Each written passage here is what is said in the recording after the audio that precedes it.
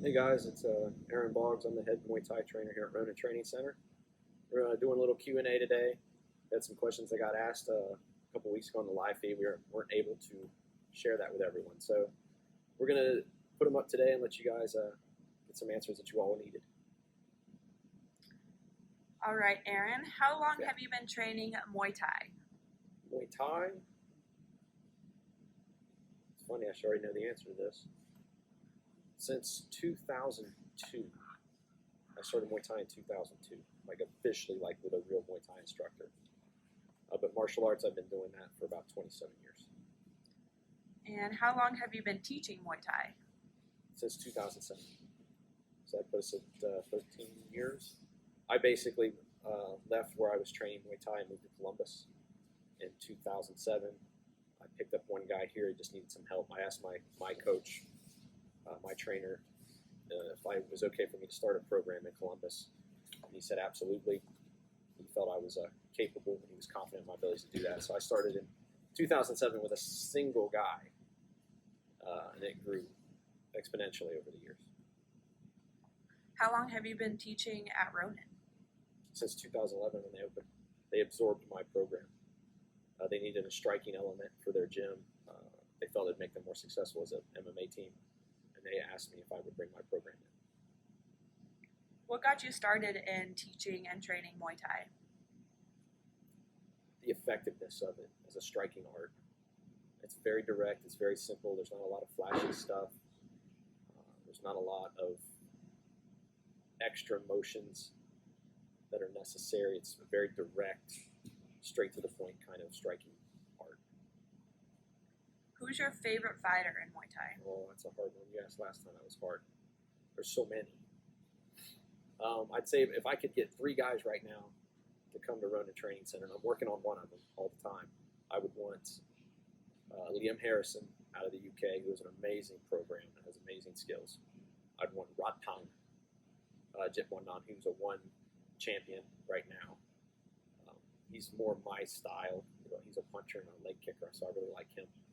And my number one pick would be Nongo Gayanghadao, who's also a champion in one. But he's a very technical fighter. He's a Muay Thai fighter. And he's just beautiful to watch. But outside those three, like my all-time favorite would probably be guys like Sabat, Maya Karoon, who's considered the GOAT above everyone. And guys like Sagat, Pet Yindi, Lam Nabun, Sorsum Ali, those guys are all favorites of mine. All Golden Era fighters. Do you have a favorite female fighter? I do. This was a harder question last time, but now I'm prepared. Besides girls like Miriam Nakamoto or Kaylee Reese out of Australia that are great fighters, Julie Kitchen was considered the queen of Muay Thai out of Europe. She was out of England, I believe. Stamp Fairtex is a popular favorite right now because she's new. But there's another one that's out of the Fairtex camp who's new right now called Wonder Girl Fairtex. If you get a chance, you should go look her up. She has amazing striking knees. Her knees just hammer people from a long range. She's very tall for her weight, but her knee strikes are beautiful to watch. I like watching her fight. What do you look for in a student? Work ethic and heart. Those are things I can't teach. Anything else I can teach. If you don't kick correctly, I can fix it. If you don't punch correctly, I can fix it. If your feet are messed up, I can fix it. I can give you drills to fix it. I can point you in the direction of great fighters to emulate that fit your body type. All those things I can fix. But if you don't have a work ethic and you're lazy, I can't fix that. That's on you. You have to make those decisions. If you don't have heart, that's the number one thing. You have to have heart. Everything else can be learned. You can change your work ethic. You can learn better techniques.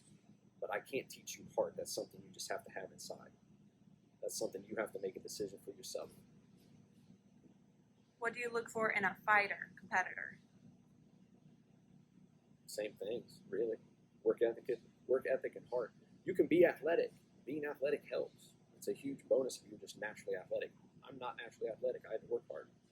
But we have some guys that really took off and have really been successful. But it wasn't just because of their athleticism. It was their constant study, their constant dedication to the art, and their heart. That when they got into trouble in a fight or they find that they are somehow physically incapable, there's an injury that's nagging them, they still find ways to work. They still find things to work on to improve. They run into difficulty in a fight every time they get up out of that chair, go into that next round, they go in confident that they can find a way to turn this around and they don't just give up. Those are the qualities that you need as a fighter. And I would just say not just in Muay Thai, but in life in general, in jiu-jitsu and MMA and business. You can't just give up when you run into adversity. The people who find a way around the adversity are the ones who are successful. What do you feel is the biggest thing that holds a student from progressing? Ego. The inability to recognize that there's something you can do better. The constant, someone who has a struggle and runs into a problem, instead of accepting that maybe the problem is with how they're doing something or with their work ethic in general, that it's somebody else's fault, or they make up excuses for why it couldn't be done, or they rationalize why they weren't successful at what they were attempting. Those are all aspects of ego. If you want to be successful, you have to accept what didn't work out for you, or that you have to accept that maybe somebody is better than you. But how do you get to that next level? If ego holds you back, ego keeps you from learning. Ego is what you don't want. What makes Ronin different in Columbus and in our competitors that compete outside of Columbus too? Ooh. There's a lot of things that make us different. Our whole striking program is different than most competitors. And I think that's what's really has greatly attributed to our success, is our program's versatile. It's ever evolving. The things I teach now, I didn't necessarily teach 5 years ago or 3 years ago. It's evolved. I've changed some of the ways I do things because I've seen how others do it, found better ways. Another big difference for us is we're not cookie cutter. I'm not going to teach someone who is 5'3" to fight in the same manner who's 6'3". I'm not going to teach someone who has incredible footwork and speed to stand in the pocket and try to bang it out like a brawler. People are different. Their body types are different. Their athleticism is different. Their physical attributes are different. I build their game, I build their techniques and their style around what they're capable of and what their natural tendencies are. A lot of gyms are cookie cutter. They try to force everyone into the same mold. You've got to do it this way. You can't do it that way. That's not permitted. Not here. I'm going to find what works best for you. There's more than one kind of Muay Thai. Everybody has their own way. What's your biggest achievement? My students. That's easy. We have pros here. We're the only gym in Central Ohio to have guys fight pro Muay Thai, both in the United States and in Thailand. We're the only gym in Central Ohio to get a guy on the U.S. national team. Not just one national team, but 2 different national teams for 2 different organizations. We're the only gym that had our guys go out and medal in an international competition. You look on the wall when you come in here, how many belts we got hanging up there. Those are my best achievements. Those guys are my greatest achievements. And we're going to have more. What's your coaching style?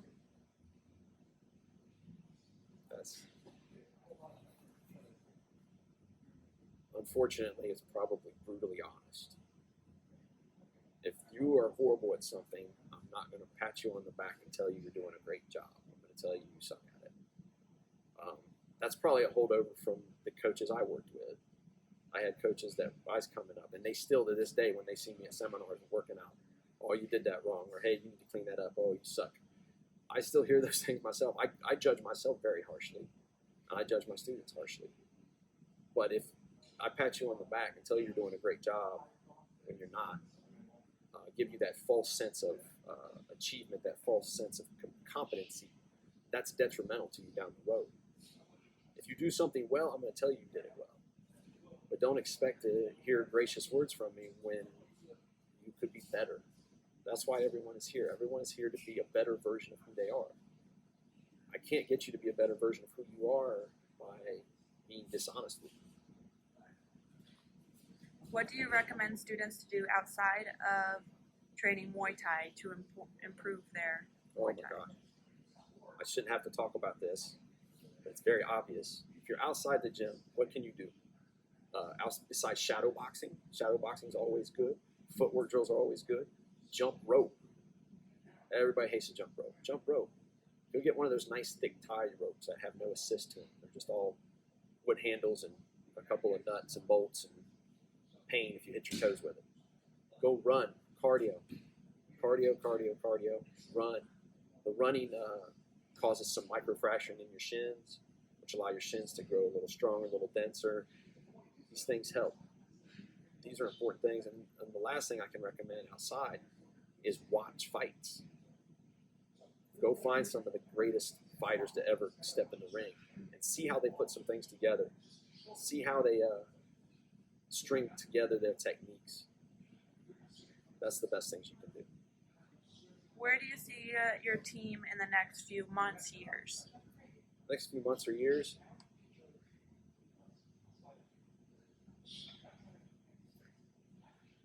So in the next few months or years, well, we have competitions coming up. We got guys coming up fighting this summer in Indiana. We have guys fighting at the TBA championships in October. Our goal is to move forward. Our goal is to get some of our other amateurs to that next level where they are being selected and being watched by some of these international competition teams. We want to get our guys not just belts, but we want to give them that international exposure. That's how we can move forward. Anything else you want to share with everyone? Come in. Train hard. We got the biggest and one of the best programs in the whole state. We are recognized by tons of gyms outside of Ohio that when they hear our name, they know we're serious. They know they have respect for us, and they're always happy to see us and fight us. So come in and be part of that. You won't regret it.